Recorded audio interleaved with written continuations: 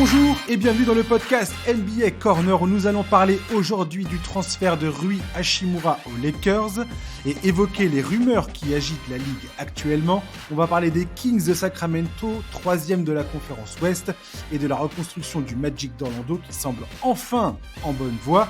Pour m'accompagner, j'ai le plaisir d'accueillir Charles. Bonjour Charles. Salut Josh, salut à tous. Tu m'avais manqué Charles. Ah, ça faisait pas si longtemps. Si, ça fait trop longtemps, Charles. Si, Charles. Alors, Charles, on va commencer, toi et moi, en parlant des Kings de Sacramento. Chers auditeurs, je tiens à vous préciser qu'aujourd'hui, Charles et moi, nous devions accueillir Olivier, qui est un des membres du compte Twitter FR des Kings de Sacramento, le compte français des Kings de Sacramento, enfin du moins un, je crois, parce que je me demande s'il n'y en a pas plusieurs, enfin bref. Et voilà. Et suite à un incident technique, malheureusement, Olivier n'a pas pu être avec nous. Voilà. Donc Olivier, si tu nous écoutes, et toute l'équipe d'ailleurs de Kings France, si vous nous écoutez, on vous salue et merci d'avoir répondu favorablement à l'invitation. Et on est franchement désolé de ce petit souci technique. Pas trop peiné, Charles ? Oh bah, c'est un peu dommage, on avait quelques questions, je pense, à leur poser, notamment sur les attentes des fans des Kings pour la suite, mais écoute, on va composer sans. Ouais, parce que toi et moi, on avait déjà parlé des Kings il y a un mois. C'est aussi pour ça que je voulais les inviter. On avait parlé, toi et moi, de la Beam Team. C'est le surnom donné à cette équipe depuis le début de saison. À ce moment-là, on n'était pas vraiment sûr qu'ils parviendraient à se maintenir dans la course au playoff. Et comme je l'ai dit en intro, aujourd'hui, on est en train de parler des Kings qui sont 3e de la conférence Ouest avec 27 victoires et 20 défaites. Ils ont un des calendriers les plus favorables sur le reste de la saison. La dernière fois que les Kings ont terminé la saison avec un bilan positif, Charles, c'était la saison 2005-2006, qui est également la dernière fois où ils se qualifiaient pour les playoffs. Depuis, ça a été une suite de désillusions, de choix de draft décevants, de tensions entre le front office et la direction. 16 saisons sans playoff, c'est un record NBA autrefois détenu par les Clippers. Les Clippers, c'était 15 saisons sans playoff entre 1977 et 1992. Puis, il y a eu la prise de pouvoir récente de Monte McNair à l'automne 2020. Il vient d'être prolongé d'ailleurs par les Kings.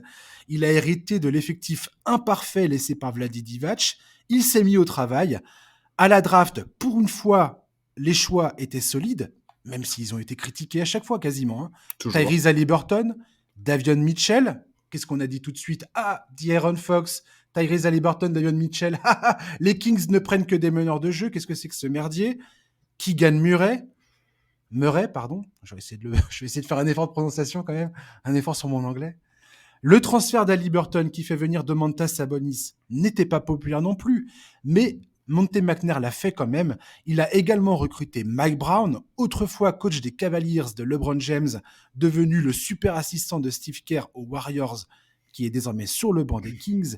Il a réussi à mettre la main sur 2 artilleurs, Malik Monk et Kevin Huerter à l'intersaison.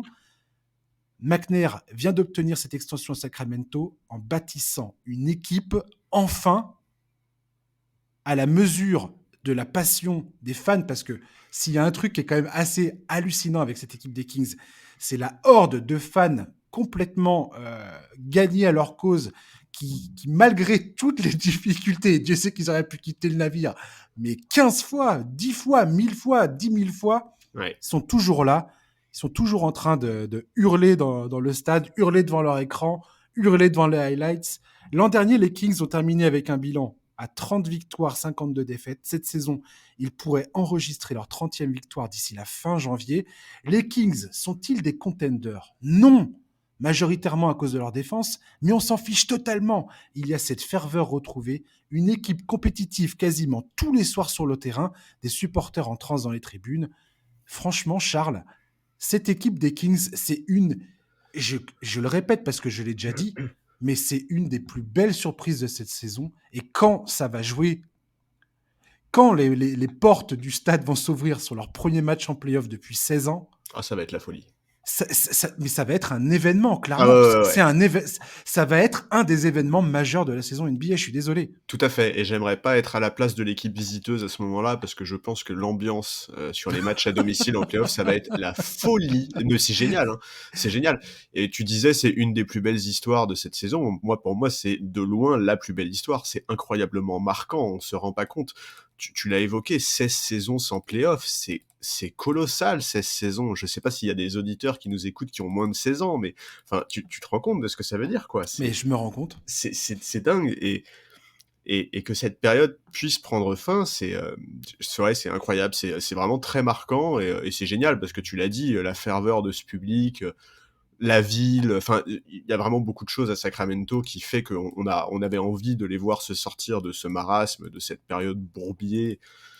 Et tu vois, quelque part, en fait, ça a été si long, si difficile, si décevant parfois que tu vois, il y a presque des moments où j'ai envie de dire arrêtons de parler des playoffs, ne nous projetons pas aux playoffs parce que ok, ils sont troisième, mais enfin la conférence Ouest, elle est quand même serrée. Hein. Il y a pas beaucoup d'écart, tu vois. Et voilà, moi, quand je vois jouer cette équipe, quand on voit les forces, quand on voit tout ce qui s'articule depuis le coup d'envoi de la saison régulière, j'ai aucun doute quant au fait qu'ils seront en playoff. Enfin, tu vois, c'est pas possible autrement, quoi. Il y a trop de choses dans cette équipe. Mais n'empêche que, tu vois, quelque part, je suis un peu tu vois, il y a un peu ce côté superstitieux de n'attirons pas le karma, tu vois, baissons un peu la voix quand on parle du fait que les Kings vont aller en playoff, tu vois. Bah, Mais, clairement, il y a un mois, quand toi et moi, on a parlé des Kings, j'étais assez timide justement ouais, on prend des par précautions, tu vois. rapport à ça. Parce que je me suis dit, les Kings, ça fait quand même des années qu'ils nous ont habitués à nous péter entre les mains. Ils nous donnent une raison d'espérer, puis tout d'un coup, ça explose en plein vol. Parfois, c'est d'une violence absolument Mais inouïe. tout à fait, ouais. Euh, Parce que on va pas refaire l'historique. Et c'est là où c'est con de pas avoir les gars de Kings France, parce que j'aurais aimé justement qu'ils nous parlent un peu de cette douleur que tu peux ressentir en tant que fan des Kings après toutes ces années. Le nombre de fois où ils te donnent l'occasion de t'indigner, le nombre de fois où tu es face à des choix où tu te grattes la tête et où tu te dis mais ça n'a absolument aucun sens ce que vous êtes en train de faire. Et quelque part, tu vois, le transfert pour faire venir Sabonis quand il se sépare de Tyrese Haliburton, je pense que le jour où les gens ont exprimé leur frustration par rapport à ce transfert, c'est aussi des années et des années de désillusion qui s'expriment, où tu te dis, mais attendez, que vous foutez de notre gueule ou quoi? On a enfin un mec qui a de l'or entre les mains et qui veut être là, qui veut faire partir de l'équipe, qui veut remettre Sacramento sur le devant de la scène, Bah, c'est ça. et vous le faites partir pour un mec où, bon, on sait pas trop comment tout ça va matcher avec le reste, quoi. Ouais, ouais, mais tu vois, c'est aussi, enfin, je pense en fait que quand t'enchaînes tellement de désillusions, en fait, quand t'as presque plus d'espoir sportif, si tu veux, tu t'attaches aux joueurs par rapport à d'autres éléments. Et Tout c'est à vrai fait. qu'à Liberton, le côté affectif était extrêmement présent, et pas que pour les supporters de la franchise. Puis C'est- c'est Oui, c'est ça. l'espoir, un jeune joueur comme ça. C'est ça, mais donc c'est aussi une très bonne leçon, tu vois? C'est aussi une très bonne leçon sur le fait que, eh ben ouais, Monte McNair, il est là pour monter une équipe qui est capable d'être ambitieuse, en fait. Il est pas là pour faire dans le sentiment, il est pas là pour faire plaisir à des gens et il a su, sur ce trade, mettre totalement l'affect de côté et à l'époque, c'est probablement un des seuls qui a réussi à le faire parce que même nous, les observateurs entre guillemets «neutres», eh ben, on a eu du mal à sortir de ce côté-là et on a été très critiques sur ce trade aussi parce qu'à Liberton, ça nous plaisait de voir un jeune aussi attaché à la franchise et aussi prêt à la remettre sur le devant de la scène. Et voilà, et Monte McNair fait, depuis qu'il est arrivé à Sacramento, un boulot absolument remarquable. Tu l'as dit, il vient d'être prolongé, et ce qui est très intéressant, c'est qu'il me semble que son contrat a été aligné sur celui de Mike Brown, donc le coach. Et c'est une très bonne nouvelle, parce que ce tandem a l'air de très bien fonctionner ensemble. Et voilà, chapeau. Mais voilà, c'est vrai que si tu veux, c'est un peu dommage de... c'est pour ça que je trouve que c'est un peu dommage qu'on soit que tous les deux, parce qu'en fait, moi, la question que je me pose par rapport aux fans des Kings, c'est est-ce que après toute cette période infernale où l'espoir était quand même rarement présent, eh ben vous avez pas envie de vous projeter et vous vous contentez de savourer l'instant présent et de savourer et vous allez savourer les playoffs ou alors est-ce que vous vous projetez déjà sur la suite parce qu'il y a aussi ça qui est assez intéressant avec cette équipe en fait, c'est que si tu regardes bien, si tu regardes bien les 5-6 plus gros temps de jeu moyens de l'effectif, c'est que des joueurs qui sont aussi encore sous contrat la saison prochaine, sauf Harrison Barnes. Et donc en fait, c'est pas, enfin tu vois, ça pourrait ne pas être un one shot en fait cette saison, et c'est aussi ça qui est très intéressant, quoi. Oui, complètement. Et d'ailleurs, on peut se poser la question aujourd'hui de savoir, enfin, je pense que c'est effectivement un mix d'éléments, mais par rapport à ce que je citais tout à l'heure en introduction sur les Kings, tu as ce recrutement de Mike Brown, et Dieu sait que Mike Brown, j'ai pu avoir mes réserves le concernant. Oh, il a été très Euh, critiqué, Mike Brown. alors, vite fait un petit parallèle. Ça vient ça vient de me monter dans la tête maintenant qu'on est en train de parler de ça et que j'étais en train de t'écouter parler. Mais ça vient de m'arriver dans l'esprit. Mike Brown, en fait, j'ai envie de te dire que c'est un peu. J'ai un peu abordé le cas Mike Brown comme j'avais abordé le cas de Tom Thibodeau à New York. Quand Tom Thibodeau arrive à New York, je me dis, tiens, la question que je me pose, c'est est-ce que Tom Thibodeau a changé et est-ce qu'il a appris les leçons du passé et de ses échecs passés? Voilà. Je laisse ça là. Je vais pas, je suis pas, on n'est pas là pour analyser Tom Thibodeau et les Knicks, et puis on a déjà parlé de ça dans un podcast il n'y a pas Mais si longtemps. on sent très fort ce que tu penses. Il n'y a pas si longtemps que ça. Mike Brown, t'es chiant de me faire rire. Mike Brown, quand il arrive aux Kings, c'est la question que je me pose. Je me dis, à quel point il a réussi à corriger, on va dire, entre guillemets, ses défaillances, et à quel point il a réussi à progresser, évoluer, prendre ce qu'il avait à prendre pour devenir un coach encore plus complet, un meilleur coach, tout simplement. Et ce qui est très drôle avec les Kings aujourd'hui, c'est que c'est l'équipe qui affiche la deuxième meilleure attaque de toute la NBA, qui plus est déjà à un niveau historiquement fort. Que ce soit les Nuggets, les Celtics ou les Kings, ils sont tous les trois en train de se passer les uns devant les autres, Ouais. avec une efficacité offensive rarement vue dans l'histoire de la NBA. C'est à mourir. Sachant que Mike Brown, quand il est arrivé à la tête des Cavaliers, et que c'était le mec, il est lui aussi, comme beaucoup de gars dans cette ligue, sort de l'arbre Spurs Popovich, était connu pour être un coach défensif, même voire exclusivement défensif. Un des gros reproches qu'on faisait à Mike Brown auparavant, c'est ah oui, mais offensivement, le mec, il est nul, quoi. Ouais. Et là, le mec, il a la deuxième, le gars, il a la deuxième meilleure attaque avec son équipe. Alors, tu me diras, c'est aussi le personnel qui fait ça. Mais on voit qu'il a essayé de mettre en place l'attaque, la Princeton Offense, comme ils appellent ça aux États-Unis. Un jeu vraiment basé sur le mouvement, avec des écrans sur le weak side, sur le côté opposé au ballon, avec un jeu extraordinairement bien ficelé avec Sabonis en poste haut qui distribue les ballons. Dès qu'il y a une prise à deux, il trouve le joueur démarqué. On va parler de ça peut-être un peu plus en détail, mais c'est le jeu proposé par les Kings aujourd'hui est ultra réjouissant. On sent que Mike Brown a énormément appris de son passage aux Warriors. Et si demain il arrive, parce que là tu parlais un petit peu de l'avenir également, après je te laisse parler, si demain il arrive à mettre l'accent sur la défense et à faire ce qu'il a toujours su faire, c'est-à-dire bâtir une défense digne de ce nom, les Kings, attention, Ah bah oui, oui. ça peut être vraiment très intéressant. Ouais, je suis complètement d'accord. Et effectivement, tu parlais de son évolution. Mike Brown, il y a 10 ans, il coachait les Lakers. C'est pas un bon souvenir, tu vois. C'est Ouais, vraiment, vraiment pas un bon souvenir. Donc ouais, c'est complètement. hyper intéressant de voir ça. Et effectivement, alors je sais pas si c'est à cause de ça, mais forcément, c'est ce qui interpelle, tu vois. C'est quand même que bah, ce mec-là, il a passé quoi, 5-6 ans, je crois, dans le staff de Steve Kerr. Et tu sens que bah il a fait l'éponge, quoi. Tu vois, il s'est nourri de tout ce qu'il avait à apprendre, et il s'en sert aujourd'hui, et ça l'a clairement fait évoluer comme coach, et c'est vraiment très très intéressant de voir ça. Et bon, voilà, en fait c'est génial parce qu'il y a tellement d'éléments qui sont intéressants dans cette équipe, et en fait il arrive à additionner tout ça, il arrive à en faire quelque chose de très très cohérent, et ça donne une saison remarquable. Voilà, et c'est aussi la preuve que tout peut aller très, très vite en NBA, quoi. Il y a il Ouais. y a il y a des il y a des il y a une Enfin, multitude. tu dis ça, ça fait Oui, 16 ans ça fait 16 ans. Oui, mais qu'ils attendent de retourner en play-off. oui, mais Monte McNair Non, et non, mais Mike oui, Brown oui. sont pas là depuis longtemps, tu vois? C'est Non, principalement exactement. par rapport à leur J'ai arrivée, compris. quoi. J'ai compris, t'inquiète.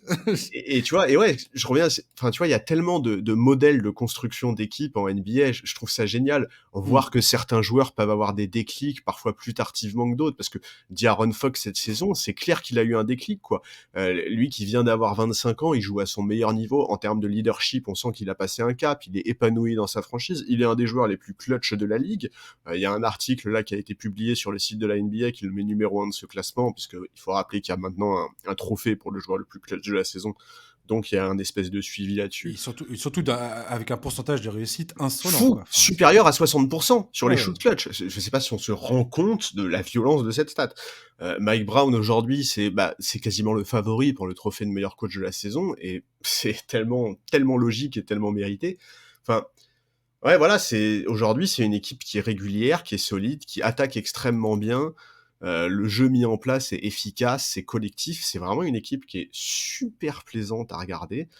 Et ouais, j'ai vraiment très très hâte de voir la suite et de voir s'ils vont réussir à capitaliser sur cette saison. Parce que en fait, le vrai enjeu, il est là, tu vois. Et c'est ça qui est marrant, c'est qu'il y a un mois, quand on a parlé des Kings, ce qu'on disait en gros, c'est il faut pas se projeter, il faut profiter de ce qui se passe en ce moment. Tout Et à si fait. ça va en playoff, et ben c'est génial. Et si ça se fait sweeper au premier tour des playoffs, et ben c'est pas grave, il faut profiter. Et ben moi Je sais pas si on aujourd'hui, avait parlé même des playoffs. Je crois qu'on avait on parlé, ouais, avait non non, s'ils on arrivent avait à même pas accrocher parlé. le play-in ou je sais Ouais, pas. voilà, c'est ça. On était plutôt sur une ambition basse Ouais, voilà. concernant les Kings. Et tu vois, moi aujourd'hui, un mois plus tard, eh ben, je suis un peu en train de revenir là-dessus et je suis un peu en train de me dire: «Attends, ce qui se passe là, c'est pas un hasard, c'est pas de la chance, c'est pas juste, un alignement des planètes, Non, tu vois, sur complètement. lequel le front office, en fait, n'y est pour rien et qu'on se contente de se frotter les mains». C'est pas du tout ça, et donc vraiment, il faut absolument que cette franchise réussisse à capitaliser sur cette saison, et la prolongation de Monte McNair, elle s'inscrit complètement là-dedans, et c'est génial. Enfin, en fait, aujourd'hui, il faut arrêter d'avoir peur et il faut dire les choses. Du côté de Sacramento, il y a que des signes positifs pour l'avenir, quoi. Oui, oui, et encore une fois, c'est le fameux alignement dont on parle souvent, toi et moi, dans ce podcast, pour toutes sortes d'équipes. C'est que quand tu as un coaching staff qui est en phase avec le front office et que le front office, soit il a des bons liens avec la direction, c'est-à-dire le propriétaire la plupart du temps, ou le propriétaire, enfin, ou autre cas, le propriétaire a enfin compris qu'il fallait complètement lâcher la grappe. Alors, je sais pas si Vivek Granadivé a lâché le morceau, mais en tout cas, il a l'air D'avoir pris du beaucoup, recul. voilà, il a l'air Ouais, d'être beaucoup moins intrusif dans toutes ces histoires, et il a l'air de laisser Monte McNair faire son travail. tout à fait. Et tu vois, on peut parler je voulais aussi parler de Keegan Murray, qui est un rookie. Tout le monde disait, ah, les Kings ont pris le gars, la valeur sûre, mais bon, c'est pas une foudre. Ils l'ont pris trop. Son potentiel pour devenir une superstar est limité. Ou je ne sais, enfin, Ouais, ouais, je sais plus des quel trucs genre de. habituels, quoi. Oui, oui, oui. Oui, oui, on peut critiquer ça. On peut dire oui, ils n'ont pas pris le gars avec un potentiel de dingo qui, oui, peut-être se réalisera ou pas. N'empêche que Keegan Murray, si tu regardes son début de saison, il a eu des moments difficiles depuis le Ouais. début de la saison. Mais là, ces derniers temps, depuis le mois de janvier, là, il tourne à plus de 14 points en moyenne, quasiment 53% au tir, quasiment 52% à 3 points. Il fait des perfs au rebond de dingue.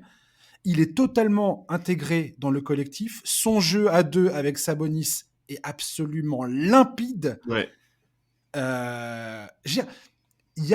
ce que je disais tout à l'heure. Il y a une équipe, il y a un groupe qui se crée. Et il y a une interview d'Harrison Barnes sur le site The Athletic.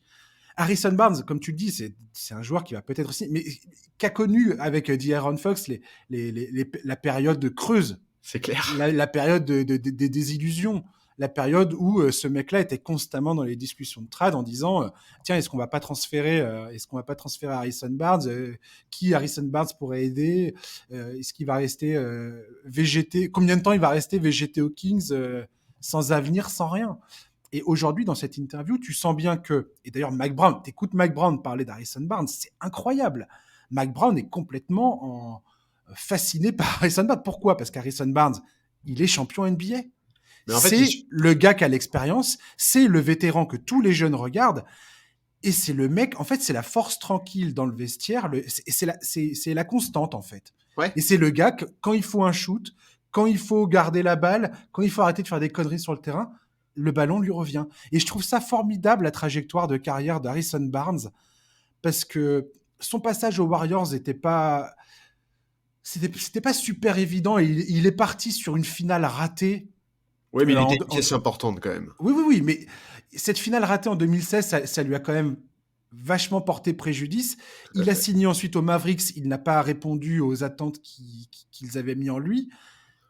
Il est parti aux Kings, et je suis content quelque part de voir que ce gars-là, tu vois, il a fait une espèce de boucle, et je sais pas, je trouve ça très intéressant comme trajectoire de carrière. Moi, ce que je trouve hyper intéressant avec Harrison Barnes, en fait, alors attention, je suis pas du tout en train de faire une comparaison entre les deux équipes, mais en fait, Harrison Barnes, c'est un mec qui a connu l'ascension des Warriors. C'est-à-dire qu'il est arrivé en NBA en Tout à fait. 2012, tu vois, et donc il a connu, en fait, jusque gagner le titre en 2015, et en fait, il a connu toute cette phase, tu vois, où les Warriors montaient en puissance, où on voyait bien que cette équipe, elle était intéressante, mais qu'il lui manquait un petit quelque chose pour aller viser le titre. Et ce petit quelque chose, bah, c'est Steve Kerr, c'est Iguodala, c'est tout ce qui est arrivé par la suite. Et donc, en fait, je trouve que c'est hyper intéressant de voir...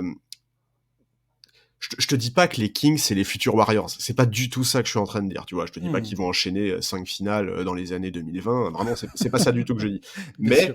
Mais je trouve ça intéressant de voir que ce mec-là, qui aujourd'hui est un vétéran en NBA, hein, il a 30 ans, ça fait 10 ans qu'il est là, c'est intéressant de voir qu'il participe aussi à ce processus de reconstruction, et c'est aussi pour ça que je trouve que c'est hyper intéressant de l'entendre parler, et que ça va être très intéressant de Ouais. voir les décisions qu'il va prendre cet été.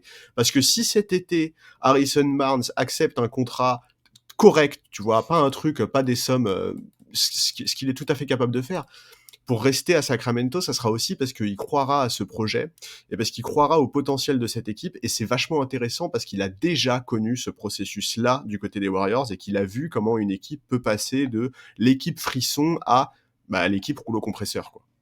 Oui, oui. Le motto des Warriors de l'époque, le strength in numbers, Bah la ouais, force dans le nombre, dans le groupe. Et, euh, et les Kings, alors, comme tu dis, clairement, on n'est pas là. Et si vous réécoutez l'intro, c'est ce que je dis dans l'intro. Est-ce que ce sont des contenders, les Kings? Non, non, bien évidemment pas. Ils ont une défense, c'est la 24e défense de la NBA. D'ailleurs, Harrison Barnes en parle dans cette interview. Il dit, je me fais pas d'illusions, c'est clairement un énorme problème, notre défense. Et que arriver en playoff, marquer 130 points, tout d'un coup, c'est pas possible. C'est plus du tout le même jeu, c'est pas du tout le même délire. Et si t'as pas une défense sur laquelle tu peux te reposer et survivre, c'est mort. ben, c'est mort. Oui, c'est mort, il Et faut pas ça, avoir peur des mots. il est pas, il a le recul nécessaire, il a la lucidité nécessaire à Harrison Barnes pour le savoir. Mais pour l'instant, ils en sont pas là, les Kings. Pour l'instant, comme on disait tout à l'heure, tu prends ce qu'il y a à prendre, tu kiffes ta saison, tu te qualifies en playoff, parce que là, ils sont clairement partis pour, même si, comme tu le rappelles, et on va en parler tout de suite après, parce qu'on va parler des Lakers, si tu regardes de la 5e à la 13e place dans la conférence Ouest, tout ça, ça se joue dans un mouchoir de poche Ouais, aujourd'hui. c'est ça. Ils ont pas, en fait, ils ont C'est-à-dire que tu te prends une mauvaise série de défaites, bam, t'es potentiellement en dehors du play-in, quoi. Ouais, ou tu te prends un mois d'absence pour Fox ou un mois d'absence pour Sabonis, et Complètement. t'as pas vraiment de marge, quoi. Tu vois, Complètement. il va falloir bon. Mais ouais, voilà, c'est vraiment une équipe, c'est l'équipe plaisir, quoi, de cette saison. Il faut pas se mentir. Tu parlais de Keegan Murray, moi, c'est clairement en train de devenir un coup de cœur pour moi. Il est moins mis en avant qu'un mec comme Paolo Banchero, mais je le trouve vraiment, vraiment solide. Je le trouve intéressant. Je trouve que son entourage est hyper intelligent. Il y a eu une interview de son père Ouais. récemment. Enfin, tu vois, moi j'ai connu des rookies. Aux Lakers, j'ai connu un rookie dont le père était Monsieur Ball. Donc je peux te dire que les pères intrusifs et tarés Et relou. voilà, et trop relou pour un front Et office, relou. j'en connais. Là, le Ouais. père de Keegan Murray, il a dit ouais, il a eu un passage à vide, il y a aucun problème là-dessus. Enfin, tu vois, il a reconnu que son fils avait eu des difficultés à la fin de l'année 2022, mais rien d'affolant.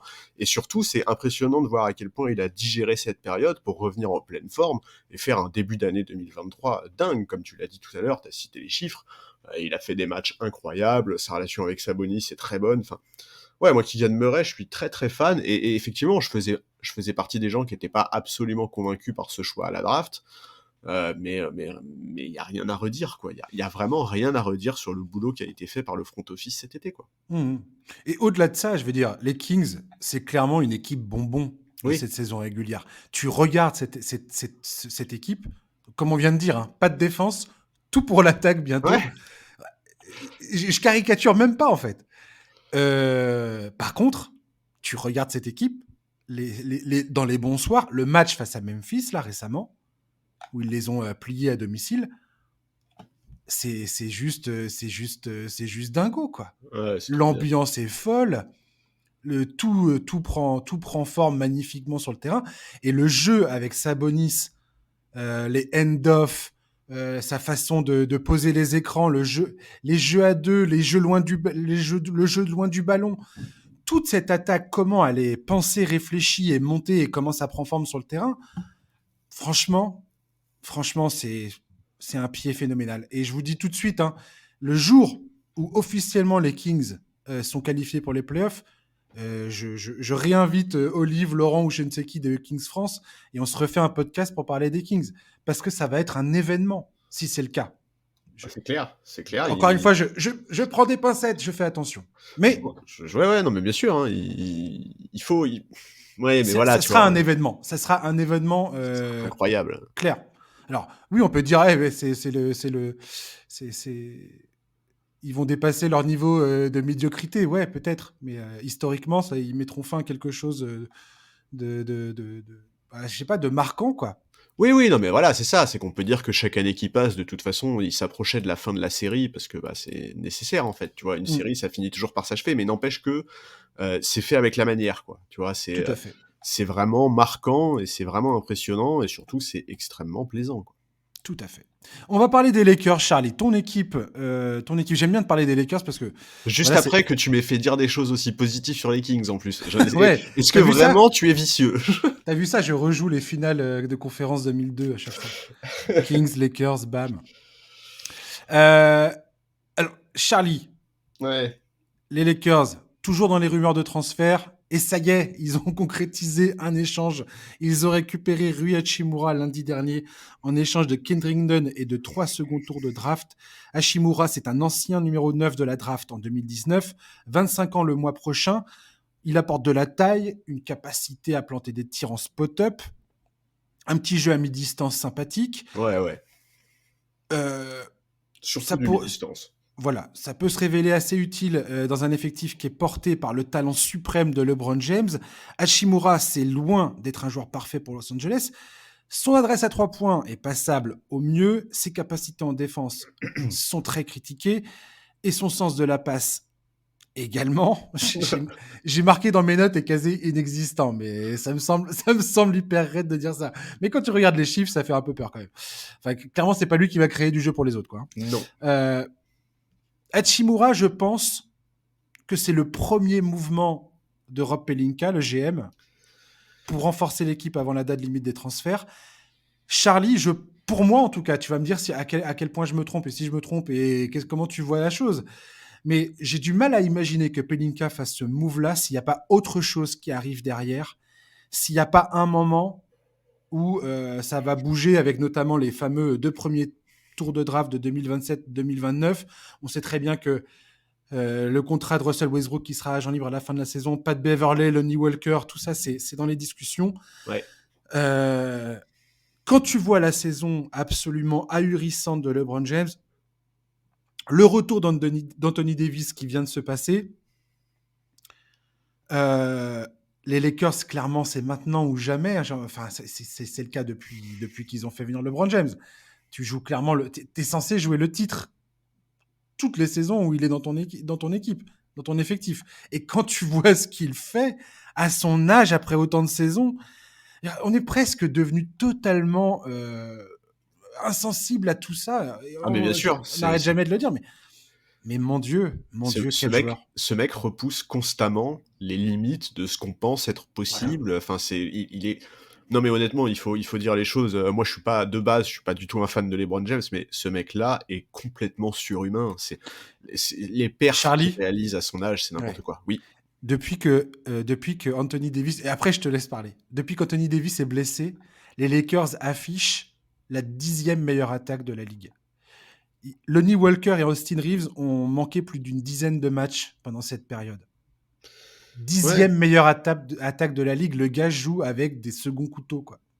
Et Troy Brown et tout ça sur le terrain. Ouais, non, mais C'est-à-dire, il faut quand même comprendre le truc. Et ce qu'on disait tout à l'heure par rapport à la conférence Ouest, de la 5e place à la 13e place, tout ça, ça se joue dans un mouchoir de poche. Les Lakers ne sont pas morts. Ils peuvent tout à fait jouer encore les playoffs. Si demain, dans le meilleur scénario, ils arrivent à faire un transfert valable avant la date limite. Et c'est ça dont tu vas me parler juste après, s'il te plaît, parce que j'ai envie d'entendre comment tu vois ce transfert d'Hachimura et qu'est-ce que ça peut emmener derrière ou pas. Tu vas me dire. Mais les Lakers en plutôt bonne forme, avec LeBron James, Anthony Davis dans l'effectif, avec Hachimura, avec qui que ce soit d'autre. Mais qui a envie de se cogner LeBron James dans une série de playoffs avec des mecs tout à fait potables autour de lui? Personne. Oui, mais c'est un peu tout le, si tu veux, c'est un peu tout le problème avec cette équipe, quoi. Et c'est aussi pour ça que Pelinka récemment a fait une interview dans laquelle il a dit, oui, mais l'objectif des Lakers, c'est toujours le titre, c'est toujours le titre. Mais tu m'étonnes, en fait. Tu peux pas dire autre chose, quoi. Quand t'as LeBron et Anthony Ah Davis non, dans tu ton peux pas. équipe, quand t'es les Lakers, tu peux pas dire autre chose. Et effectivement, si les Lakers arrivent en playoff, enfin, c'est l'enfer. Enfin, t'imagines, tu t'es tué toute la saison pour terminer sur le podium à l'Ouest, pour te taper LeBron James et Anthony Davis au premier tour. C'est injuste, quoi. C'est vraiment pas juste. Hmm. Mais bon, écoute, voilà, Hachimura, bah déjà, Hachimura, on savait depuis un moment qu'il était susceptible d'être tradé par les Wizards.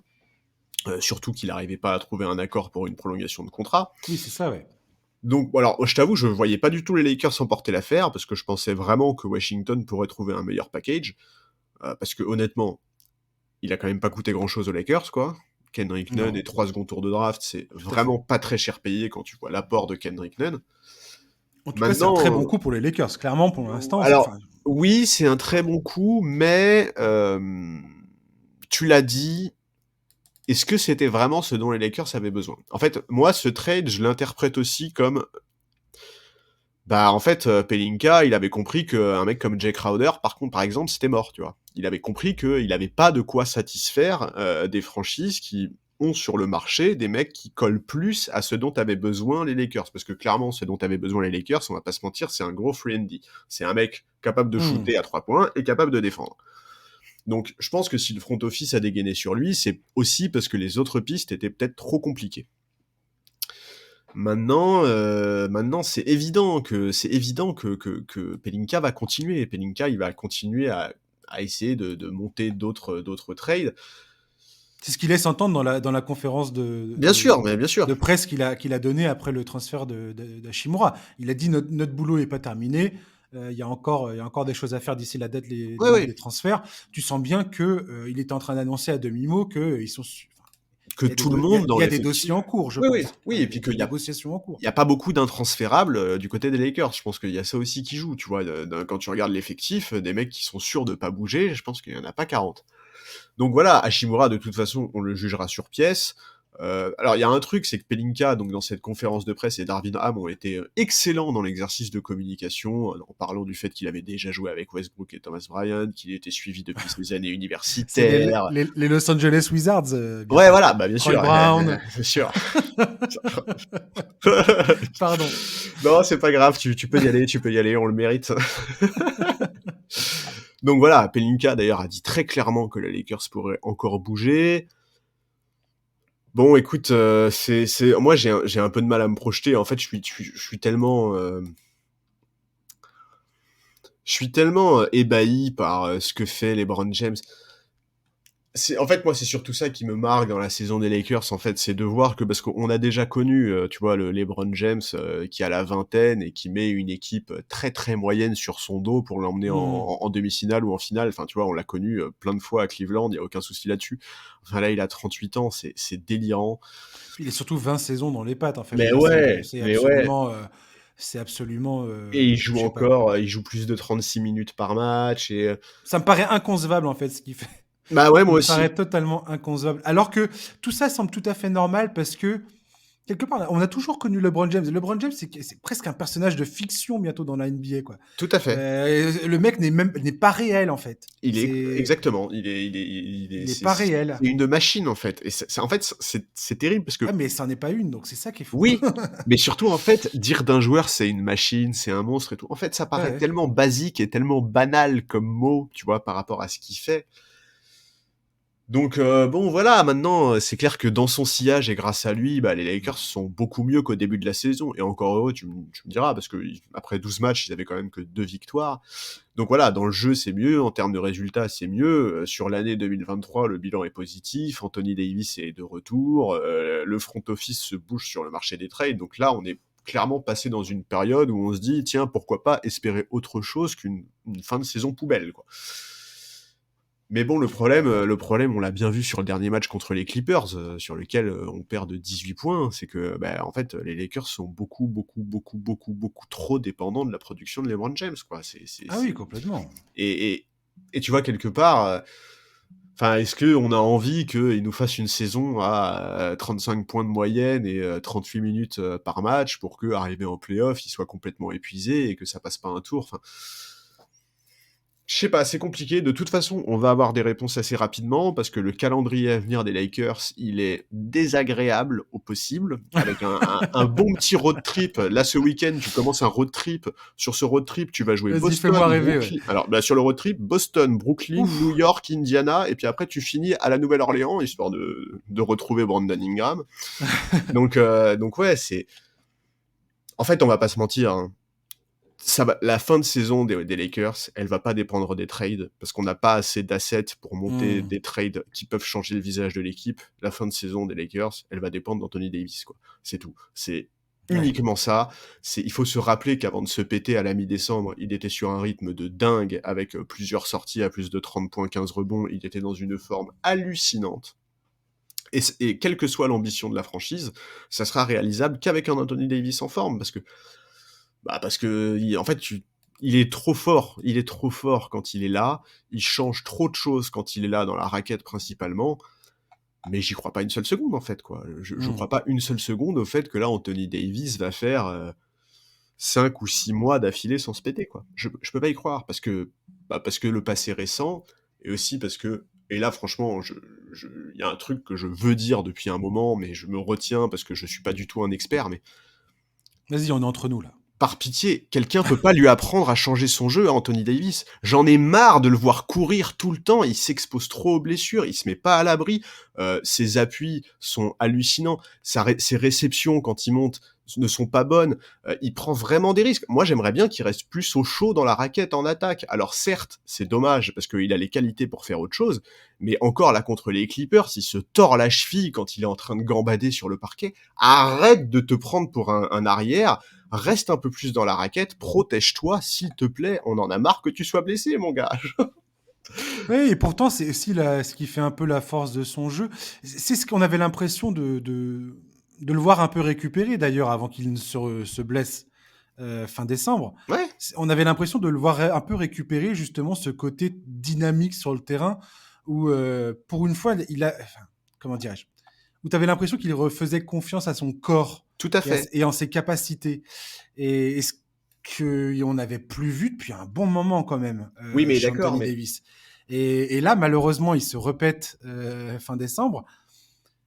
Et oui, je comprends bien que maintenant, bah, maintenant tout le monde est aux aguets. On est tous là à se dire, c'est quand la prochaine, quoi. en fait, la question C'est c'est surtout, c'est c'est c'est ça qui est terrible avec lui. est-ce que tu préfères voir un Anthony Davis libéré et au maximum de ses capacités et qui exploite tout son potentiel physique mais qu'il le fait sur 40 matchs maximum dans la saison? Ou est-ce que tu préfères voir un Anthony Davis qui fait plus attention, qui exploite moins ses qualités techniques et sa capacité à courir tout simplement, Mmh. mais le voir sur 60, 65, 70 matchs, tu vois? En fait, Et ce serait quoi selon toi alors? Ça serait qu'il se réserve un peu plus sur le terrain, qu'il choisisse plus ses moments, d'explosivité et de ouais, qui prennent moins de risques dans le mmh, que offensivement, on le voit plus dans la raquette et moins au large, tu vois, sur ses réceptions, bah, qui travaille ses réceptions après dunk ou après tu vois? Genre, c'est tout con, mais parfois, quand tu le vois se réceptionner, ça fait un peu penser à Joel Embiid, qui avait aussi des problèmes au début de sa carrière avec ses réceptions et qui a c'est beaucoup vrai. bossé là-dessus, tu vois?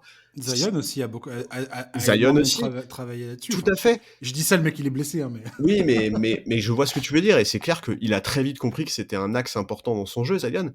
Il faut absolument qu'Anthony Davis, il fasse le même travail parce que, allez, j'aimerais juste que ce mec-là, qui a même pas 30 ans, il faut le rappeler, il a même pas 30 ans, Anthony Davis. J'aimerais juste que ce mec-là, il puisse nous refaire des saisons au moins à 60-65 matchs, tu vois? Au moins, au moins. Je demande pas la lune, hein.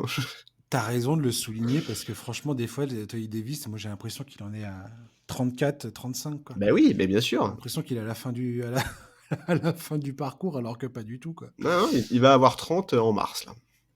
Ouais, c'est assez fou, ouais. C'est dingue. C'est dingue.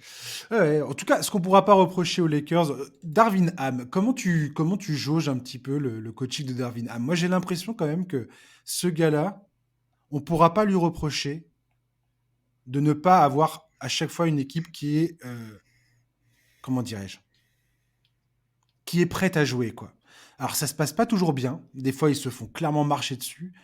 Mais je trouve qu'en termes d'engagement des joueurs sur le terrain, il y a, enfin, Il y a quelque chose. je trouve que le boulot de Darvin Ham est assez intéressant Pardon. au fur et à mesure que la saison évolue.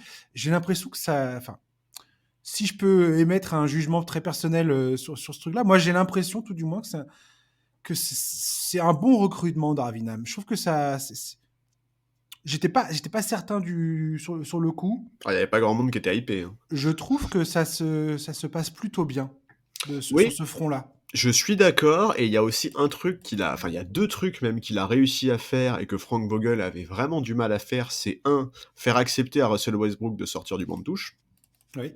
et ça, il y a pas que il y a quasiment aucun coach n'avait réussi à le faire, hein. Il y en a plusieurs qui ont essayé de lui faire accepter ce statut-là et faire accepter à Anthony Davis, que c'est un pivot, point. Genre, tu vois? Enfin, c'est un pivot, point. Non, c'est pas que un pivot, mais aujourd'hui, dans la NBA actuelle, Un numéro 5. Ouais. la meilleure position d'Anthony Davis, c'est ça. Et c'est vrai que c'est un truc, il le faisait déjà par séquence les années précédentes, mais il avait du mal à accepter l'idée d'être installé à ce poste-là. Et Darvin Ham a réussi à le faire. Donc ça, bravo. Et effectivement, dans le jeu, il y a une forme de cohérence. Il a réussi à inverser une situation qui était vraiment très compliquée parce que, je le redis, les Lakers, ils ont commencé en 2-10.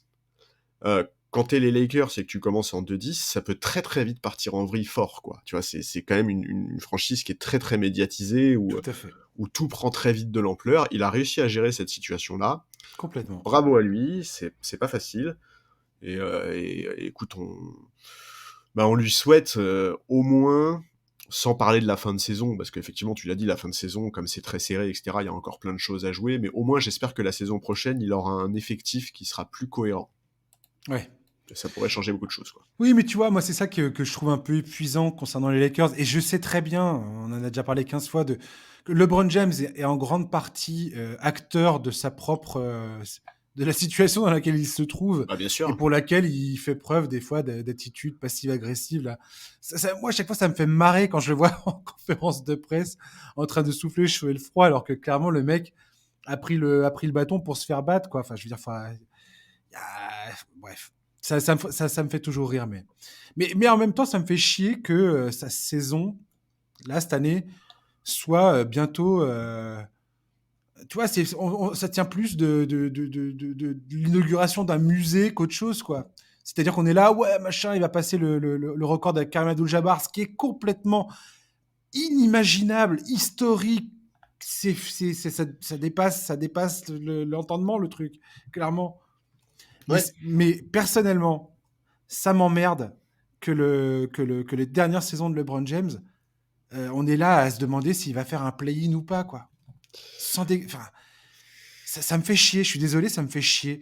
C'est un joueur, quand tu vois son niveau, je trouve on est privé d'un LeBron James. J'aurais tellement aimé voir LeBron James compétitif en playoff, qui va aller se frotter aux jeunes générations et qui va. J'aurais aimé le. Enfin, là, cette année, c'est pas encore. Là, rien n'est acté encore.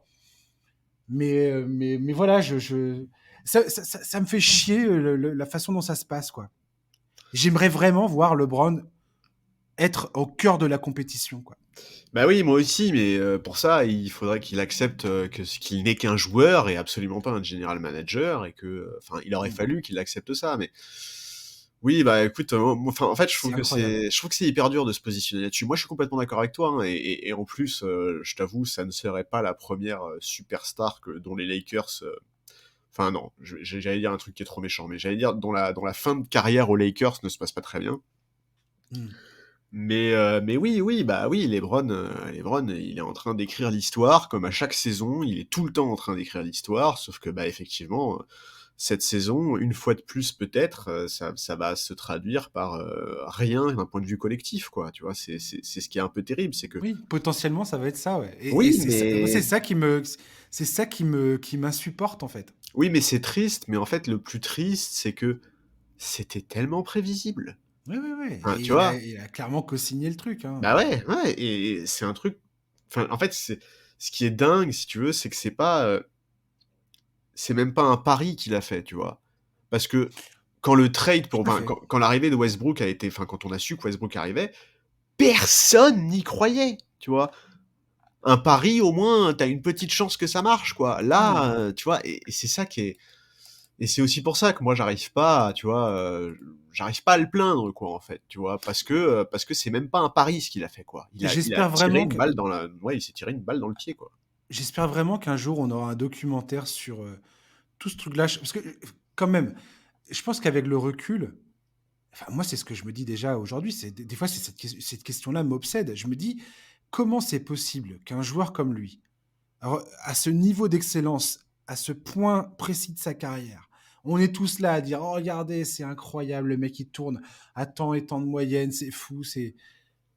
Et en même temps, voilà, heureusement, ils ont eu la bulle.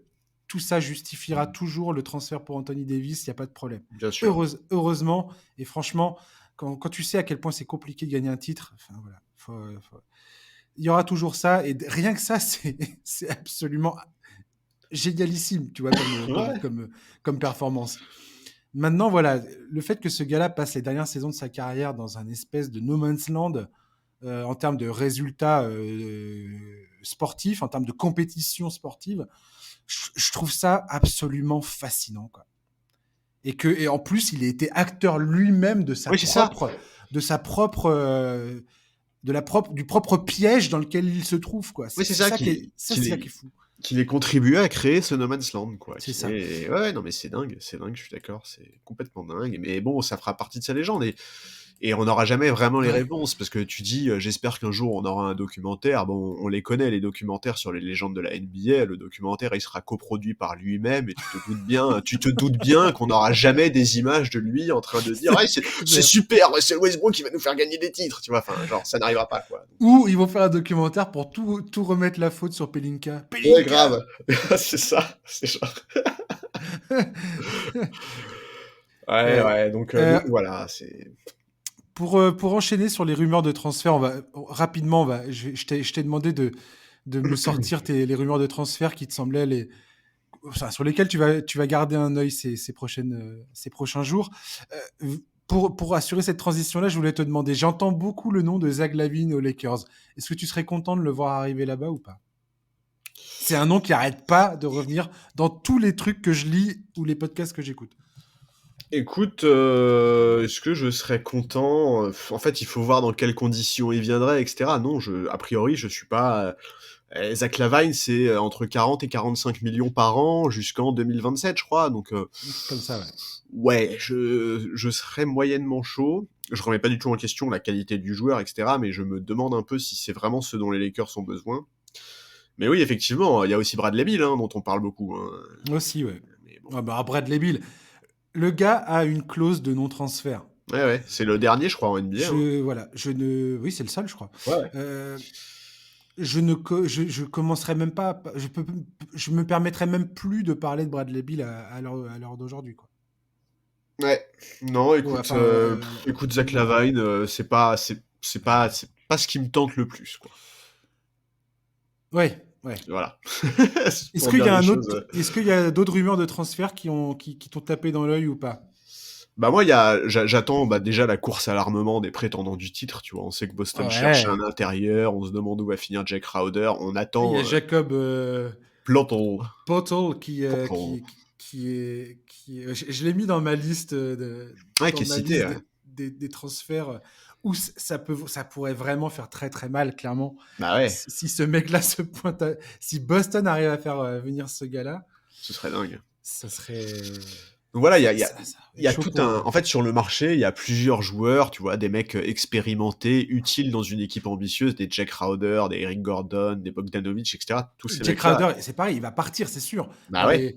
Dans 3 semaines, Jay Crowder a un nouveau maillot, a une nouvelle équipe. Bah là, En toute vraisemblance, oui, ça va se passer comme ça, quoi. d'après les médias américains, les plus chauds et les plus proches de l'avoir, c'est Milwaukee, quoi. C'est ça. Donc Ce voilà, qui et leur puis permettrait de remplacer enfin, le rôle qu'avait PJ Tucker, quoi. tout à fait. Oui, ça ferait beaucoup de bien. Mais tu vois, c'est un profil, Jake Crowder, qui est idéal dans une équipe ambitieuse comme Milwaukee. Et sinon, moi, il y a deux autres choses que je vais suivre de très très près parce que ça Vas-y. m'intrigue vraiment. C'est la situation d'Atlanta, où la saison est vraiment un échec et où Trae Young, bah, il y a de plus en plus de bruit sur la possibilité qu'il demande un trade en fin de saison parce que, enfin, en cas de résultat décevant en playoff. Il y a quelques jours, Eric Pincus de Bleacher Report en a remis une couche en expliquant que la relation entre le joueur et la franchise était détériorée. Donc j'attends de voir ce que le general manager va trouver comme solution, parce que en Mhm. l'état, bah, pour les Hawks, ils sont 8e, donc c'est un peu difficile de se projeter. Donc, est-ce que tu fais des mouvements pour essayer d'améliorer l'équipe pour te donner une chance de conserver Trae Young? Est-ce que, tu vois, tu lui cherches une issue le plus rapidement possible? Enfin voilà, il y a plein de choses. Et l'autre équipe dont je surveille la situation, c'est les Raptors. Ouais, j'aime où tu vas. Parce que ouais, voilà, les Raptors, c'est pareil, la situation, elle est quand même très particulière. Van Vliet est beaucoup mentionné parmi les trades possibles, Gary Trent Jr. également, même Anunoby a parfois été Même cité. Anunoby, moi, c'est Anunoby que j'ai noté. Si ce gars-là va quelque part dans une équipe qui est à peu près dans la Ambitieuse, course quoi. ouais, qui a un peu d'ambition, Ouais, waouh! ouais, ouais. Autant Fred VanVleet et Gary Trent, pour moi, ça reste des ajouts. Ça dépend vraiment de. Il y aurait beaucoup de paramètres à prendre en compte avant de dire il va vraiment changer la course Oui. d'une franchise. Anunoby, en revanche, ouf, si ce gars-là si quelqu'un qui est dans la course au playoff arrive à mettre les mains dessus, Ouais, mais Anunoby, j'y crois pas trop, je t'avoue, au fait qu'il bouge, parce qu'il a encore quand même 3 ans de contrat. ouais, Là où Fred VanVleet et Gary Trent, la saison prochaine, pour eux, c'est une player option. c'est ça. Donc ça veut dire qu'en fait, Toronto peut perdre les deux cet été pour rien. Van Vliet, en plus, au début de l'année, il y a quand même eu des histoires autour d'une prolongation de 114 millions sur 4 ans qu'il aurait refusé. Lui, il a démenti avoir reçu cette offre. Ensuite, on nous a dit que le joueur et la franchise s'étaient entendus sur le fait de ne pas prolonger tout de suite. Enfin, la situation, elle est pas très simple. Lui, il vient de signer avec Clutchport, donc l'agence de Rich Paul et de LeBron, quoi, on va le dire clairement. Hein. Donc voilà, à voir ce qui va se passer du côté de Toronto, mais je pense vraiment que eux peuvent foutre le feu au marché. Atlanta et eux C'est peuvent vraiment sûr. foutre le feu au marché, quoi. C'est sûr. Et puis oui, après, voilà, il y a les, les gars qui sont en permanence dans les rivers de transfert, les Miles Turner, comment il s'appelle, John Collins, Ah ouais. tout ça, vas-y. Tous ces gars-là, là, Ouais, même Eric Gordon, quoi. Enfin, c'est trop drôle. Eric Gordon, ça fait Eric Gordon qui a envie de combien? se pendre à Houston, quoi, Oui, c'est mais trop ça drôle. fait combien d'années qu'il a envie de se pendre à Pardon, Houston, quoi? c'est pas drôle si t'es fan d'Eric Gordon et que tu te soucies de son état mental. Non, c'est clair. Non, non, c'est pas drôle. Non, Mais mais voilà. moi, ça me fait marrer quand même. Mais Eric Je suis Gordon, désolé. typiquement, c'est le genre de joueur qui sera utile dans une équipe ambitieuse, quoi. Moi, je peux te dire les 2 autres transferts que j'ai Ouais. mis, qui me tapent un peu dans l'œil. Forcément, hein, ça va toucher à mes obsessions, chers auditeurs. Ouais. Ceux qui me connaissent, vous savez. Les autres, je suis désolé si vous me connaissez pas encore, vous allez apprendre à me connaître. Alors moi, j'ai Nasrid à Denver que j'ai entendu et j'aimais bien cette hypothèse. Ouais. Je trouvais ça pas mal, même si apparemment la contrepartie, donc ce serait potentiellement Bones Island. Et j'adore Bones Island. Je suis fan de ce Et oui, joueur. mais il faut faire des choix. Et il faut faire des choix et voilà. Mais je sais pas à quel point perdre ce gars-là qui est un électron libre en sortie de banque et capable de te planter 25 points sur un coup de chaud. Est-ce que c'est quelque chose de positif pour les playoffs ou pas? Est-ce qu'un mec comme Nasrid qui est beaucoup plus sérieux, beaucoup plus enfin, qui apporte une toute autre dimension. Ce serait surtout un backup et un potentiel joueur qui pourrait jouer à côté de Jokic, mais à voir, à voir. J'ai hâte de voir ce que Denver va faire, mais ce nom-là m'a beaucoup intrigué et j'ai hâte de voir parce que ça, pour moi, ça va vraiment être un indicateur de l'ambition des Nuggets pour cette saison. Mhm. Et l'autre, c'est les Nets qui seraient potentiellement prêts à se séparer de Joe Harris, Patty Mills ou Seth Curry. Alors Seth Curry, franchement, s'ils font ça, pour moi, c'est une énorme connerie. S'il y a un mec que tu gardes, c'est bien Seth Curry, Ouais. clairement. Mais voilà, donc, ils essayent de, bien évidemment, gonfler leur jeu intérieur, notamment pour épauler Nick Claxton, qui fait une saison absolument géniale. Oui, oui, c'est vrai. J'ai pas de superlatif là. Voilà, Nick Claxton fait une saison absolument, et là vous mettez le superlatif que vous voulez. Mais voilà. Si les Nets font ça, si Kevin Durant revient, ça fait beaucoup de si, je sais. Si tout ça se passe, encore une fois, je dis et je le répète, les Nets, ça va vraiment être un emmerdement en playoff Oh, mais c'est horrible à jouer. de ouf. C'est Les, les- horrible. que ce soit les Lakers avec LeBron James, si jamais ils accrochent les playoffs, ou les Nets, et surtout les Nets, j'ai envie de te dire, euh, ça- j'adore le potentiel d'emmerdement que ces deux équipes peuvent avoir, quoi. Ouais, ouais, non, mais je suis d'accord. De toute façon, déjà de base, t'as jamais envie de jouer Kevin Durant en playoff, mais alors en Non. plus dans cette équipe des Nets, avec le potentiel qu'ils ont, Quand est-ce que Claxton est devenu ce joueur exactement? Est-ce qu'on se rappelle bien que Claxton, il y a encore un an, le gars, c'était pas du tout ça? ah non, non, c'est clair, hein, Le ouais, gars, il est limite candidat pour être défenseur de l'année. Et il domine bientôt, il domine le duel face à Joel Embiid dans le match à Philadelphie. ouais, oui. What? Ouais, ouais, non, c'est effectivement, c'est une bonne question, ouais. Après, C'est- bon, franchement, le développement de ce joueur au Nets, et ce joueur-là, sa capacité de boulot et tout ça, enfin, il y a un ouais, moment, va falloir dire quelque chose à propos de ça. et Parce il y que a un autre élément dont il faudra parler d'ici la fin de la saison concernant Brooklyn, c'est Jack Vaughn. oui, Parce que complètement. Complètement. ce changement a quand même été très significatif et a vraiment eu un impact énorme, Alors, quoi. qu'est-ce que ça dit sur Steve Nash aussi, j'ai envie de te dire. Ouais, Qu'est-ce bah, que ça dit sur Steve Nash? moi, j'aurais pas la dent trop dure avec Steve Nash parce Moi que non plus, je l'aime j'ai bien. trop envie d'y croire, tu vois. Genre, j'ai trop envie de croire au fait que Steve Nash, il peut avoir une belle carrière de coach. Tu vois, je trouve que ça collerait trop, en fait, avec lui, Ouais. avec, tu vois, tout ce qu'il est. Mais Non, non, mais effectivement, incroyable. là, Jack Vaughn lui met une, enfin, tu vois, la comparaison entre les deux et c'est le jour et la nuit. Charlie, on parlait de Mike Brown tout à l'heure. Jack Vaughn, pareil. C'est Ce clair. gars-là a fait de la merde avant. On va parler du Magic là maintenant. C'est limite, tu me fais ma transition tout seul comme un. C'est dingue ça. C'est une magnifique transition, Charles. J'aurais même pas pensé à faire cette transition-là.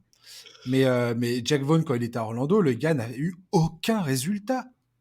Aucun. C'était nul. Ah oui, c'était nul, ouais. Ouais, non, Limite, t'étais là à te dire, mais est-ce que c'est possible? Est-ce seulement un coach? Et là, À Orlando, on est d'accord, il a pas joué les playoffs une seule fois, oui, non, c'est ça. non, non, non, Ouais, non, ouais. non, mais je crois qu'il a Ouais, même pas non, non, des. il a été de 2012 à 2015, donc c'est sûr, il y a Ouais, pas de, enfin, de 2012 à je 2014, je pardon. crois qu'il a pas eu une seule fois un bilan positif à Orlando. Et là, je sais pas si c'est la beubare ou je sais pas quoi, mais Alors, wouh! 20 victoires, 62 défaites la première année, 23-59 la deuxième. Ah non, mais c'était d'une violence inouïe. Ouais.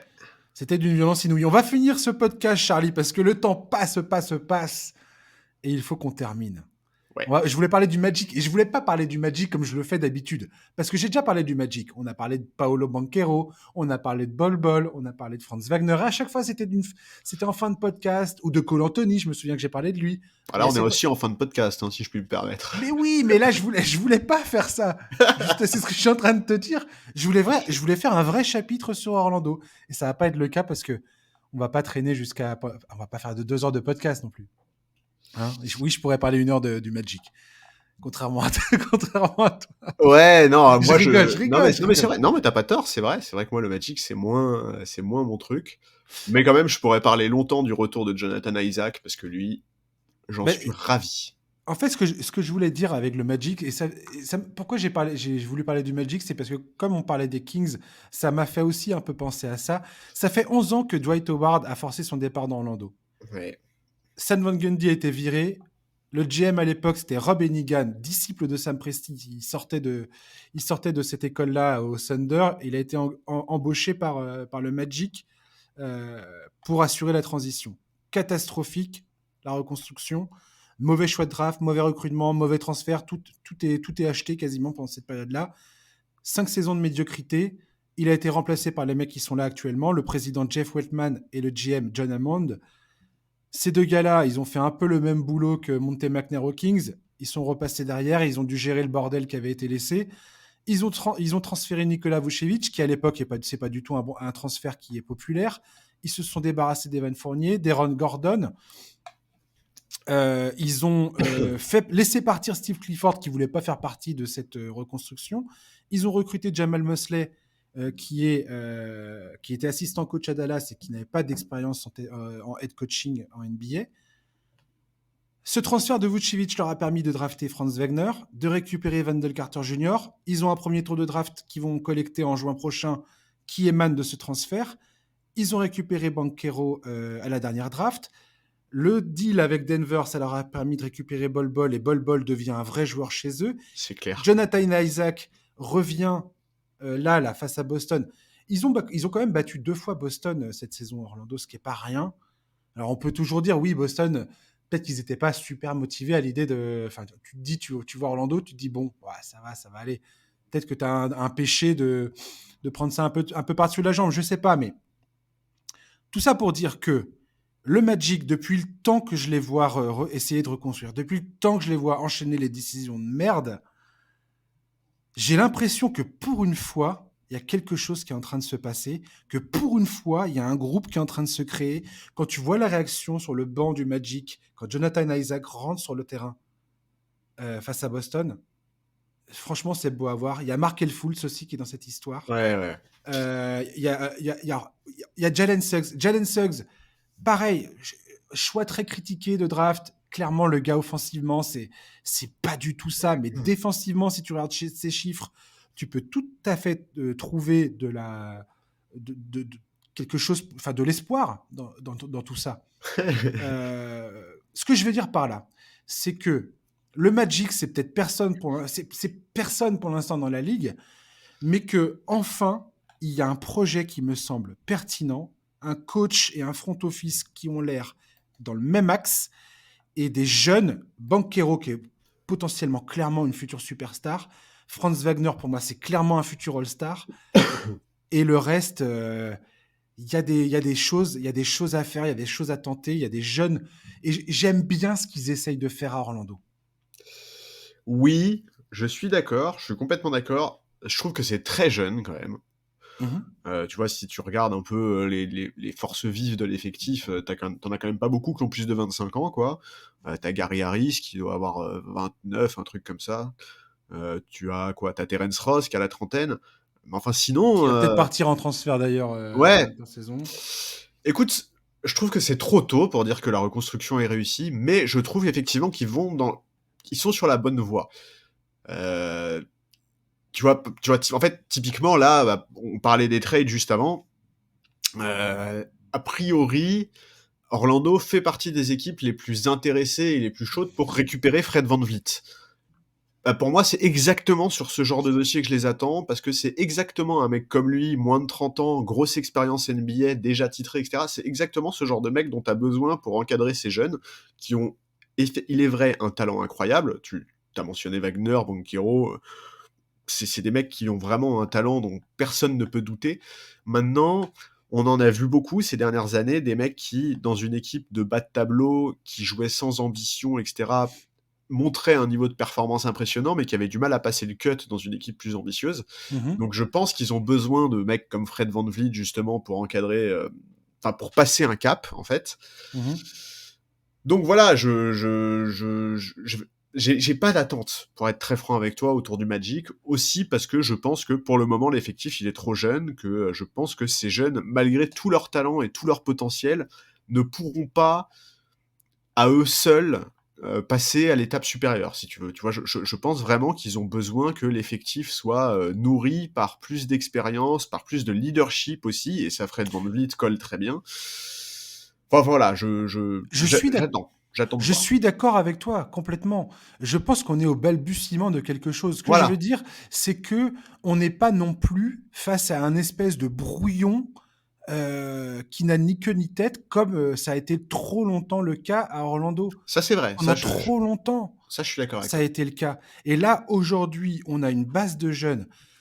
Je sais pas si j'isole Banquero, Franz Wagner et on va dire, je sais pas moi, au choix Bol Bol, Wendell Carter Jr. et ou Jalen Suggs, Markel Fultz. Ouais. Je sais pas. Euh, il y a une base. Il y a une base de jeunes talents vraiment intéressante. Il y a vraiment pour moi, il y a vraiment des choses à faire. Jalen Suggs, si ce gars-là arrive à retrouver confiance dans son jeu d'attaque, ça Bah, peut vraiment devenir un très bon joueur. Jalen Suggs, il est beaucoup cité par Bleacher Report comme étant une monnaie d'échange pour Fred VanVleet. En gros, Bleacher Report, ils disent que ça sera un ou deux mecs parmi Fultz, Cole Anthony et Jalen Suggs, quoi. Ouais, ouais, j'ai vu. Ouais. À Mais oui, non, mais voir. je suis d'accord avec toi, Mais, hein. Jalen mais Suggs, il a un potentiel qui est énorme, et il a que 21 et ans, c'est hein, ce pour ça mec. qu'il est c'est pour ça que des équipes Bien sûr, imaginent le faire venir. bien sûr. Parce que je pense que voilà, clairement, une équipe de développement de joueurs, les gars ils disent mais faites-le venir chez nous, vous allez voir, nous on va le remettre en selle. Bah ouais. Ce que je veux dire par là, c'est que cette équipe trop longtemps a fait n'importe quoi, et là aujourd'hui, sur les 7 prochaines saisons, ils ont 9 premiers tours de draft à prendre. Ce qui veut dire, et ils ont un salary cap absolument clean de chez clean, Ça c'est vrai. c'est-à-dire qu'ils peuvent faire rentrer n'importe quel salaire max, même voire deux même salaire max. Ils ont des pics de draft pour faire des échanges. Donc ça veut dire qu'en termes de positionnement pour une free agency intéressante, pour faire des échanges intéressants, ils ont le matos pour faire ça. Oui, mais Et, je je, suis d'accord. et encore une fois, quand on parle du Magic, franchement, moi, le Magic, mais tu pouvais te payer leur tête à longueur de journée il y a encore 2-3 ans, quoi. Et là, aujourd'hui, je trouve que il y a du sens qui est en train de sortir de ce truc-là. Il y a quelques matchs que je regarde d'eux de temps en temps, parce que j'aime bien Bol Bol, parce que j'aime bien Cole Anthony, parce que j'aime bien Franz Wagner, parce que j'aime bien ces gars-là. Et Banquero, bah, c'est le mec que tu as envie de regarder, c'est le premier choix, c'est le premier rookie, et c'est potentiellement rookie de l'année. Donc voilà. Et je trouve qu'il y a quelque chose, quoi. Ouais, non, mais je suis d'accord. Mais effectivement, il faut que la franchise comprenne. Enfin, en fait, on est au moment où en fait, il faut changer de braquet, tu vois. Et en fait, il faut que le front office en ait conscience. Et donc, tu vois, typiquement, tu parlais des choix de draft dans les années à venir. Il faut que ces choix de draft, ils servent effectivement à monter des échanges et non plus à Mmh, essayer de drafter du prospect. Il tout à faut, fait. et je pense qu'ils l'ont tout à fait bien compris et que l'intérêt pour Fred VanVleet va dans ce sens-là, parce que de toute façon, Fred VanVleet, si tu le prends en sacrifiant du Markel Fultz et du Jalen Suggs, par exemple, dans l'opération, bah, c'est clairement pas pour que le mec se tire un an plus tard en fin de contrat, tu vois. Il faut pouvoir le Mmh, prolonger à l'issue de son contrat, et pour pouvoir le prolonger à l'issue de son contrat, il faut lui proposer un projet motivant. Hein, lui mettre beaucoup de zéros sur le contrat, ça suffira pas, parce que son profil est très apprécié dans la ligue, et qui sait très bien qu'en tant qu'agent libre, il en aura des propositions. Donc oui, il faut que le front office comprennent que le moment est absolument idéal pour changer de braquet et pour devenir ambitieux. Et pour ça, bah, ça se traduit par, bah voilà, par l'utilisation des pics de draft pour monter des échanges. Parce que je t'avoue, je pense que ça sera plus facile de choper du gros joueur en échange que sur le marché des agents libres, malgré C'est tout. sûr, c'est sûr. Et voilà, il faut réussir à mettre en place un projet qui donnera envie aux joueurs de prolonger, parce qu'il y a aussi beaucoup de jeunes dont le profil va intriguer, et sur lesquels il faudra pouvoir être convaincant de manière à les garder, quoi, tout simplement. Parce que clairement, hein, le Magic, je dis pas que demain, ça va devenir l'équipe centrale de quoi que ce soit. Pas du tout. Magic, ils sont à 5 ans d'être une équipe potentiellement potable. Sauf si ça se passe extrêmement bien. Ça, ce qui est pas exclu, ça dépendra du talent Ouais, et de comment tout ça se concrétise. Mais, euh, mais je trouve que c'est ce genre de jeune, ce type d'équipe, de jeune équipe, qui est très intéressante pour ceux qui prennent leur pied à suivre des constructions d'équipe. tout à fait. Et ben là, à Orlando, tu as un super socle. Et pour ceux qui kiffent ce genre de- d'aspect dans la NBA, puisqu'on peut aimer la NBA pour différentes raisons. En tout cas, moi, j'aime la NBA pour plein de raisons différentes.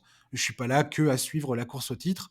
Franchement, il y a plein d'autres sujets et plein d'autres axes de développement qui m'intéressent. Et ça en fait partie.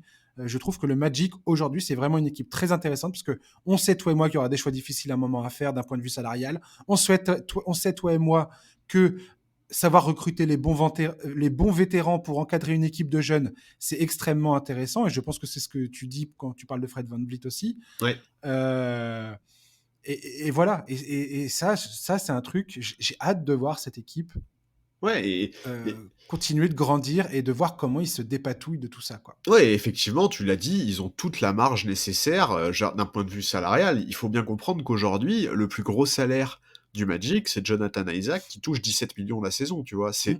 C'est pas grand-chose en réalité. Les joueurs, comme Banchero ou Wagner sont encore en contrat rookie pour 3 ou 4 ans. Voilà, il y a vraiment, vraiment, vraiment de quoi faire. Del Carter a un contrat Ouais, ouais. dégressif, quoi. Non, Enfin, mais tu vois, carrément. genre Non, mais elle est trop drôle. En fait, cette équipe, ce qui est marrant, c'est que tu as des soirs, tu tombes sur eux, c'est des purges pas possibles. ouais, Moi, des fois, voilà, clairement, après, je vais passer un peu. Quand je vois que le truc, ça se passe pas bien, je vais sélectionner, on va dire, certains moments du match. Mais des fois, tu tombes sur des matchs qui sont absolument. Qui sont passionnants. bah, il y a un vrai, enfin, il y a Il y vraiment a un beaucoup de vrai. talent, quoi. Voilà, il y a vraiment des. C'est une équipe qui est fun. Elle est Ouais, tout à drôle, cette fait. équipe. Elle est hyper intéressante à voir jouer. Il y a plein d'erreurs qui sont faites, mais en même temps, je sais pas, c'est intéressant, quoi. Voilà. Ouais, je suis bien d'accord. Merci, Charlie, de Merci à m'avoir toi. accompagné. C'était un plaisir, comme toujours. Voilà. Et peut-être qu'on se retrouve la semaine prochaine, hein. On sait pas. Ça On verra. marche. Voilà, chers auditeurs, merci de nous avoir écoutés. J'espère que vous avez passé un bon moment. On se retrouve la semaine prochaine, bien évidemment, pour un nouveau numéro du podcast NBA Corner. D'ici là, je vous souhaite de passer une bonne fin de journée, un bon week-end, une bonne semaine et à la semaine prochaine. Ciao, bye bye.